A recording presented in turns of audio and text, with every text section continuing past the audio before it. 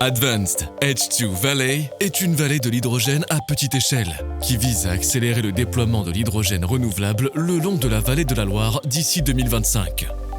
Dans cette vallée, l'hydrogène sera utilisé pour les applications industrielles et pour la mobilité.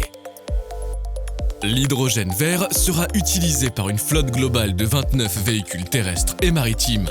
4 modes de transport différents alimentés par l'hydrogène seront envisagés.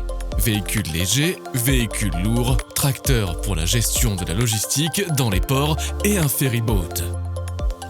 Outre l'utilisation de l'hydrogène pour la mobilité, d'autres innovations portées par l'Advanced H2 Valley concerneront l'amélioration d'une aire de remplissage de remorques tubulaires conçue avec 8 loges pouvant recevoir des conteneurs avec une capacité de stockage à 380 bars.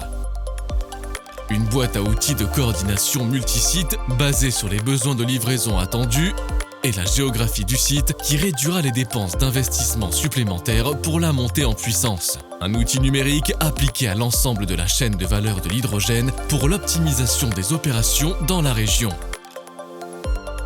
Les principaux impacts attendus sont la décarbonisation directe des transports et des activités industrielles utilisant de l'hydrogène renouvelable. 14 600 tonnes de CO2 seront évitées pendant les 2 ans d'exploitation et plus de 2,8 millions de tonnes de CO2 d'ici 2036 dans la région de l'arc atlantique. Advanced H2 Valley se développera à partir de grandes synergies entre des écosystèmes déjà mis en place en France. H2 West et Veraigo, 2 écosystèmes hydrogène lancés dans le Grand Ouest en 2019. Le projet a pour objectif de devenir une vallée de l'hydrogène à grande échelle le long de l'arc atlantique et de promouvoir ses applications dans d'autres régions de l'Union européenne. Afin de contribuer à la diffusion à grande échelle des technologies et des infrastructures de l'hydrogène, qui sont essentielles pour construire une économie européenne basée sur l'hydrogène sur le long terme.